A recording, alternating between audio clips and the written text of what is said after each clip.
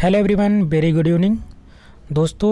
आज की इस वीडियो में हम लोग शुरुआत करने जा रहे हैं हिस्ट्री कक्षा 6 का, यानी कि हमारा इतिहास और नागरिक जीवन का एक से लेकर जितने भी आपके चैप्टर हैं सबको यहाँ पे कवर कराया जाएगा। तो आइए देखते हैं सबसे पहले सिलेबस क्या है कक्षा 6 का। जैसे कि यहाँ पे दे रखा है इतिहास में देखेंगे हम लोग चैप्टर नंबर 1 पढ़ने वाले हैं। इसमें हम लोग इस चैप्टर की जो महत्वपूर्ण प्रश्न अभ्यास इसको करेंगे, ठीक है। चैप्टर नंबर 1 है कैसे पता करें कब क्या हुआ है, यानी इतिहास जानने के स्रोत। सेकंड चैप्टर है पाषाण काल, ये भी हम लोग पढ़ेंगे। इसमें हम लोग पढ़ेंगे आखेटक, संग्राहक एवं उत्पादक मानव। उसके बाद चैप्टर नंबर 3 हम लोग को पढ़ेंगे नदी घाटी की सभ्यता, यानी कि हड़प्पा सभ्यता। उसके बाद चैप्टर नंबर 4 पढ़ेंगे इतिहास में वैदिक काल, जो कि 1500 ईस्वी से लेकर के 600 ईसा पूर्व से 600 ईसा पूर्व है।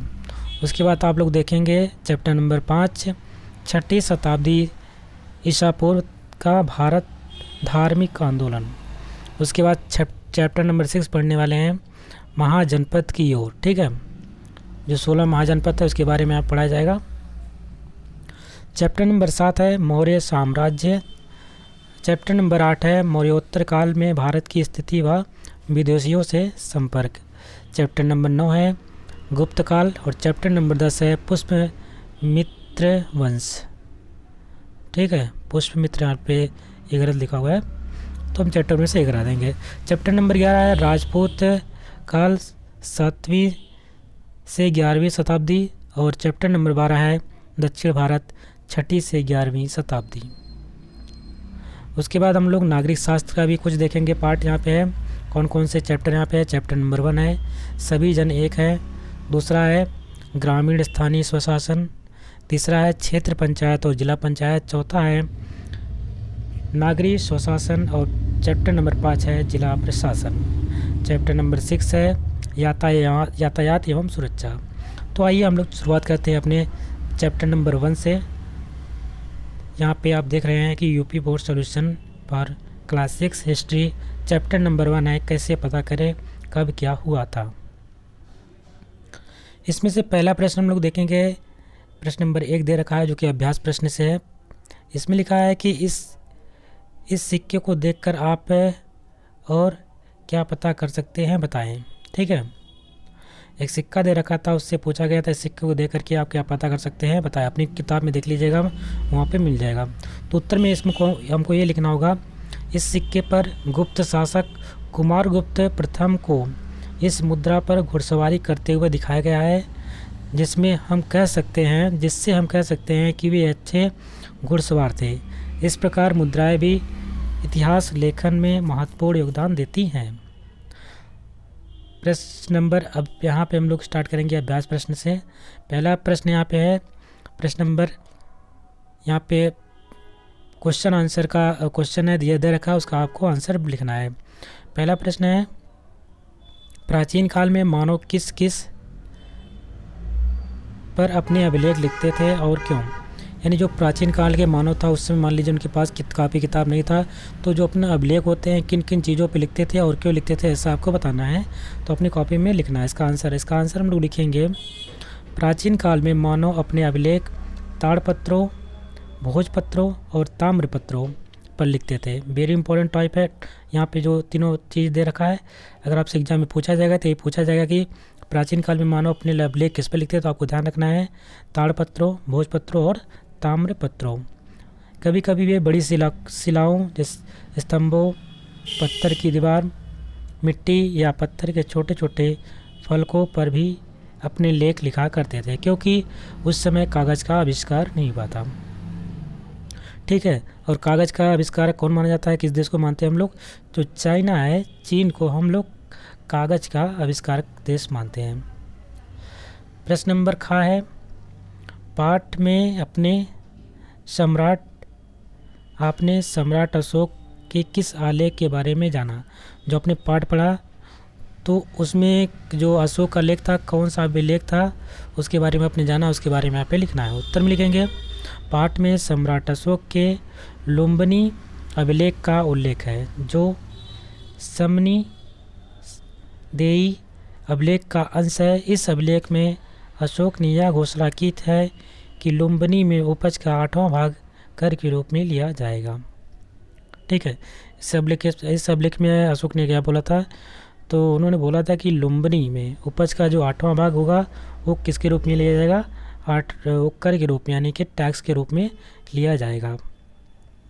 प्रश्न नंबर ग है, इतिहास लेखन में सिक्के एवं अभिलेख किस प्रकार सहायक होते हैं? जो इतिहास हम लिखते हैं तो जो सिक्के उसमें होते हैं या अभिलेख तो उस समय के होते हैं, वो किस प्रकार से हमारे लिए सहायक होते हैं, इतिहास लिखने में किस प्रकार से सहायता करते हैं, इसके बारे में आपको लिखना है। तो उत्तर में लिखेंगे, इतिहास लेखन में सिक्कों एवं अभिलेखों का काफ़ी महत्व है। सिक्कों से तत्कालीन शासक का नाम, उसका समय, सिक्के की बनावट से उस समय की कला तथा धातु से आर्थिक स्थिति की जानकारी प्राप्त होती है।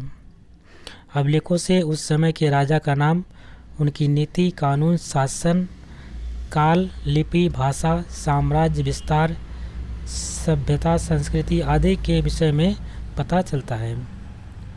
अगला प्रश्न है, प्रश्न नंबर घ है, मेगस्थनीज की पुस्तक का नाम क्या है? वेरी इंपॉर्टेंट क्वेश्चन है, कई बार एग्जाम में पूछा जाता है, तो आपको ध्यान रखना है। मेगस्थनीज की जो पुस्तक है उसका नाम है इंडिका। ठीक है, क्या नाम है? इंडिका उनकी पुस्तक का नाम है, तो आपको इसको ध्यान में रखेंगे। प्रश्न नंबर नेक्स्ट है, इतिहास जानने के पुरातात्विक व साहित्य साधनों यानी स्रोतों का वर्णन कीजिए। सो आंसर में लिखेंगे, पुरातात्विक और साहित्य दोनों स्रोतों से हमें इतिहास की जानकारी प्राप्त होती है। इन स्रोतों की सहायता से इतिहासकार और पुरातत्वविद अतीत का निर्माण करते हैं। इतिहासकार इन्हीं स्रोतों से अतीत की कृषि, पशुपालन, कामगार, शिल्प, काम धंधे, व्यापार, नाप तौल, लेन देन, कर आदि के आधार पर आर्थिक स्थिति का वर्णन करते हैं। घर परिवार, स्त्रियों की स्थिति, शिक्षा, रहन सहन, खान पान, वेशभूषा, मनोरंजन, त्यौहार, मेले आदि के आधार पर सामाजिक तथा शासक, प्रजा, प्रशासन, सुरक्षा व सैन्य व्यवस्था के आधार पर राजनीतिक स्थिति की जानकारी प्रदान करते हैं। इसी प्रकार कला, आचार, ज्ञान विज्ञान की मान्यताएं, धार्मिक विश्वास, देवी देवता, पूजा पाठ एवं परंपराओं के आधार पर धार्मिक व सांस्कृतिक स्थिति का वर्णन करते हैं। प्रश्न नंबर सेकंड है, अंतर स्पष्ट करना है आपको। प्राक ऐतिहासिक काल क्या होता है और आद्य ऐतिहासिक काल क्या है? तो हम लोग जानने वाले हैं प्राक के ऐतिहासिक काल के बारे में। आइए जानते हैं। वह समय जिसके लिए कोई भी लिखित सामग्री उपलब्ध नहीं हो वो हमारा क्या कहलाता है? प्राक ऐतिहासिक काल।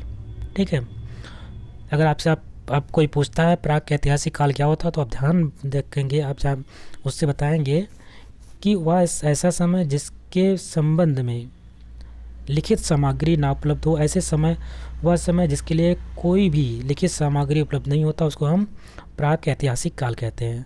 और आद्य ऐतिहासिक काल क्या होता है? आद्य, जिसमें लिखेंगे वह समय जिससे संबंधित लिखित साक्ष्य उपलब्ध हो किंतु उन्हें पढ़ा ना जा सके, उसे आद्य ऐतिहासिक काल कहा जाता है। इसमें तो साक्ष्य आपको लिखित है लेकिन आप उसको पढ़ नहीं सकते हैं, तो ये हमारा क्या कहलाता है? आद्य प्रागैतिहासिक या ऐतिहासिक काल। तो दोनों में अंतर आपको समझ में आएगा।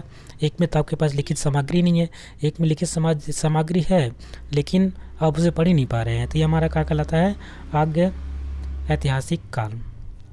और एक आपका आगा है ऐतिहासिक काल। ऐतिहासिक काल में क्या होता है? जिस काल में विषय में लिखित सामग्री के जानकारी मिलती है एवं उसे पढ़ा भी जा सकता है, उस काल को ऐतिहासिक काल कहते हैं। ठीक है, तीन चीज़ आपने देखा। एक देखा प्राक ऐतिहासिक काल, एक आपका आद्य ऐतिहासिक काल और एक आपने ऐतिहासिक काल देखा। तो तीनों में अपने अंतर यहाँ पे देख ला, तीनों का अंतर बता पाएंगे आसानी से। प्रश्न नंबर 3 है, निम्नलिखित से आप क्या समझते हैं? पुरातत्ववेत्ता और इतिहासकार। पुरातत्ववेत्ता क्या होता है और इतिहासकार क्या होता है, इसके बारे में हम लोग यहाँ पे डिटेल में जानने वाले हैं। पहला पॉइंट यहाँ पे दे रखा है पुरातत्ववेत्ता। इसमें आपको ध्यान रखना है कि पुरातत्ववेत्ता सावधानी से ज़मीन की देखरेख और समझ के आधार पर खुदाई करते हैं। खुदाई से प्राप्त छोटी वस्तुओं से वे लिखित दस्तावेज तैयार करते हैं। इन्हीं वस्तुओं के आधार पर हमें अतीत की जानकारी प्राप्त होती है। ठीक है, इसको हम क्या बोलते हैं? पुरातत्ववेत्ता बोलते हैं। पुरातत्ववेत्ता वह होगा जो सावधानी से ज़मीन की देखरेख और समझ के आधार पर खुदाई कराते हैं। ठीक है, खुदाई से प्राप्त जो छोटी वस्तु होती हैं उन्हें लिखित दस्तावेज, तो उससे क्या होता है कि लिखित दस्तावेज तैयार किया जाता है। इन्हीं वस्तुओं के आधार पर इन्हें हमें अतीत की जानकारी भी प्राप्त होती है। और इतिहासकार क्या होते हैं? तो इतिहासकार में आइए जानते हैं क्या होते हैं। इतिहासकार अतीत से प्राप्त तथ्यों और साक्ष्यों के आधार पर बीते समय की जानकारी देते हैं। वे कृषि, पशुपालन, व्यापार, नाप तोल, लेन देन आदि के आधार पर आर्थिक स्थिति का चित्रण करते हैं। जाति पाति, घर परिवार, स्त्री की दशा, शिक्षा, खान पान, वेशभूषा, मनोरंजन, त्यौहार व मेले आदि से सामाजिक स्थिति का चित्रण करते हैं। इसी प्रकार राजनीतिक, धार्मिक व सांस्कृतिक स्थिति का भी चित्रण करते हैं। ये आपके इतिहासकार कहलाते हैं। प्रश्न नंबर 4 है। प्रश्न नंबर 4 में कह रहा है कि सही कथन के सामने सही और गलत कथन के सामने आपको गलत का निशान लगाना है। पहला कथन दे रखा है प्राक, यानी कि पूर्व। प्राक मतलब क्या होता है दोस्तों? पूर्व होता है। ठीक है, ये ध्यान में रखिएगा, आपके पर्यायवाची शब्द में पूछा जा सकता है। प्राक मतलब क्या होता है? पूर्व, यानी कि इतिहास। पूर्व इतिहास जानने के लिए हमारे पास लिखित सामग्री थी। तो ये बात बिल्कुल गलत है, क्योंकि प्रेजेंट जो पूर्व में हमारे पास कोई भी लिखित सामग्री नहीं थी। तो प्राक में से भी हमने देखा, प्राक ऐतिहासिक काल होता क्या है? जिसके बारे में ना लिखित सामग्री पता हो। जब लिखित होगी नहीं तो पढ़ने की कोई आवश्यकता नहीं पड़ती है। तो हमारा क्या हो जाएगा? यहाँ पे बोल रखा है लिखित सामग्री उपस्थित थी, इसलिए क्या हो जाएगा? गलत हो जाएगा। अगला है प्राचीन काल में मानव कागज़ पर लिखते थे। अरे यार, जब वहाँ पे कागज़ उस समय बना ही नहीं था तो कहाँ से लिख पाएंगे कागज़ से? तो ये बात भी गलत हो जानी है। सिक्कों एवं अभिलेखों से ऐतिहासिक जानकारी मिलती है। बिल्कुल सही है। ऐतिहासिक इतिहास के बारे में हमें किससे? जो सिक्के होते हैं, अभिलेख होते हैं, उसके माध्यम से हम उसकी जानकारी प्राप्त कर सकते हैं। अगला है राजतरंगिणी कौटिल्य यानी चाणक्य की रचना है। तो ये बात गलत है। जो राजतरंगिणी है कल्हड़ की पुस्तक है। ठीक है, और इस राजतरंगिणी में आपको जो कुंडलवन यानी कि जो जम्मू कश्मीर का इतिहास है उसके बारे में यहाँ पे डिस्कशन किया गया है। जम्मू कश्मीर के इतिहास के बारे में राजतरंगिणी नामक पुस्तक में लिखा गया है, जिसको कल्हड़ ने लिखा है। और ये जो आपके बौद्ध संगीति, चतुर्थ बौद्ध संगीति होती है, उसमें अश्वघोष, ठीक है, उपाध्यक्ष होते हैं। विश्वामित्र इसमें जो वो क्या होते हैं? अध्यक्ष होते हैं। चौथी बौद्ध संगीति के बारे में तो अभी आप लोग तो समझ नहीं पाएंगे चौथी बौद्ध संगीति, लेकिन आगे चलकर जब आप कोई तैयारी करेंगे तो उसमें आप 4 बौद्ध संगीतियाँ होती हैं उस समय। उन 4 बौद्ध संगीतियों से अक्सर एग्जाम पूछा जाता है। तो वो जो लास्ट वाला है ज़्यादातर यही पूछा जाता है कि ज़्यादातर जो कुंडल में हुआ था कुंडलवन अश्वघोष के समय, उन्हें जो उपाध्यक्ष अश्वघोष थे और जो उसके पुष्यमित्र जो उस समय अध्यक्ष थे चौथी बौद्ध संगीति के, तो इसके बारे में आपसे अक्सर किया एग्ज़ाम में पूछा जाता है। तो वहाँ पे आप थोड़ा बहुत यहाँ पे सुने रहेंगे, आगे चल कर उसके बारे में बता पाएंगे। वेद धार्मिक साहित्य है, बिल्कुल सही है। जो वेद हमारे हैं वो कहीं ना कहीं धार्मिक साहित्य हैं। फायान मौर्य काल में आया था, ये बात गलत है। फायान आया था किसके काल में? वेन्सांग के। ठीक है, अगला प्रश्न है प्रश्न नंबर 5। आप सारनाथ स्तूप देखने जा रहे हैं। स्तूप के बारे में आप क्या क्या जानना चाहोगे? आपकी जानकारी के लिए कुछ प्रश्न बनाइए। तो अब मान लीजिए आप कोई सारनाथ स्तूप देखने का आपको मौका मिला, तो आपको उसको देखने के लिए कौन कौन से दिमाग में आपके प्रश्न उठ रहे होंगे, वो अपने मन से यहाँ पे क्वेश्चन उसका लिख सकते हैं। जैसे कि यहाँ पे दे रखा है कि इस प्रश्न का उत्तर बच्चे स्वयं लिखें। निम्नलिखित उत्तर उदाहरण के तौर पर दिया जा रहा है। जैसे कि सारनाथ स्तूप देखते हुए हम उसके विषय में निम्नलिखित बातें जानना चाहेंगे। कौन कौन सी बातें हम जानना चाहेंगे? कि इसका निर्माण कब हुआ था, ठीक है, इसका निर्माण किसने कराया था, इसके निर्माण के पीछे उद्देश्य क्या था, इसका डिज़ाइन बनाने वाला वास्तुकार कौन था, इसके निर्माण में कितना धन व्यय हुआ। जैसे कि आपका राम मंदिर बन रहा है, और राम मंदिर में देख पा रहे होंगे इसमें वहाँ के जो वास्तुकार हैं उनका नाम क्या है, राम सुतार। ठीक है, और राम सुतार ने ही जो स्टैचू ऑफ यूनिटी है, स्टैचू ऑफ यूनिटी जो सरदार वल्लभ भाई पटेल का जो वहाँ पे नर्मदा नदी के पास में अहमदाबाद में उनका मूर्ति बनी है 182 मीटर। ठीक है, स्टैचू ऑफ यूनिटी का 182 मीटर जो ऊंचा उनका स्टैचू बना है, उसके भी वास्तुकार कौन थे, तो उसके भी वास्तुकार राम सुतार थे। एग्ज़ाम में कई बार पूछा गया है, तो आप भी लोग ध्यान में रखेंगे, सुतार इसके वास्तुकार थे। जो आपका राम मंदिर बन रहा है और जो आपका स्टैचू ऑफ यूनिटी बना है, इन दोनों के डिज़ाइनर कौन है, यानी कि वास्तुकार कौन है, वो है राम सुतार। और लास्ट एक प्रश्न और आप पूछ सकते हैं, इसके निर्माण में कितना धन व्यय हुआ था। ठीक है, ये चीज़ें आप अगर स्तूप बौद्ध स्तूप देखने जाएं सारनाथ में, तो ये प्रश्न आपके मन में आने चाहिए। कुछ यहाँ पे प्रोजेक्ट वर्क है। वर्तमान में प्रचलित सिक्कों के चित्र बनाए। वर्तमान में कौन कौन से सिक्के चल रहे हैं उनका आप लोग फिगर बनाइएगा अपनी कॉपी में, और उनकी विशेषताएं भी लिखिए, उनकी क्या क्या विशेषताएं हैं। तो विशेषताएं मैं यहाँ पे लिखा दे रहे हैं, इसको आप नोट कर लीजिएगा अपनी कॉपी में, लेकिन उसका चित्र आप बना लीजिएगा। ठीक है, वर्तमान में अधिकतर सिक्के आधार धातु से बनाए जाते हैं। ठीक है, और उनके मूल्य आधिकारिक पैसे की स्थिति के रूप में आते हैं। इनका अर्थ यह है कि सिक्के के मूल्य को आदेश सरकारी आधिकारिक यानी कानून देता है, और इस प्रकार अंतर्राष्ट्रीय व्यापार में या राष्ट्रीय मुद्राओं के रूप में मुक्त बाजार द्वारा निर्धारित किया जाता है। सिक्कों को इस तरह मुद्रित किया जाता है इसका आधिकारिक मूल्य उसके घटक धातु के मूल्य से कम हो।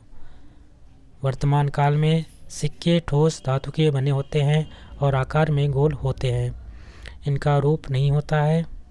ठीक है, अपने शहर क्षेत्र गांव के विषय में अपने बड़ों स्थानीय संग्रहालय एवं कार्यालय में निम्नलिखित जानकारी प्राप्त कीजिए। ये आपका प्रोजेक्ट कार्य था। फिलहाल ये आपके किसी कार्य का नहीं है, इसको प्रोजेक्ट तरीके से आपको बना लीजिएगा, क्योंकि आपके परीक्षा पॉइंट ऑफ व्यू से इम्पोर्टेंट क्वेश्चन नहीं है। इसी के साथ ये चैप्टर कंप्लीट होता है। आशा करते हैं आपको वीडियो पसंद आई होगी। अगर आपको वीडियो अच्छी लगी है तो इसको लाइक करिएगा, शेयर करिएगा। चैनल पर नए हैं तो चैनल को सब्सक्राइब कर लीजिएगा। मिलते हैं एक नई वीडियो में, तब तक के लिए नमस्कार, जय हिंद।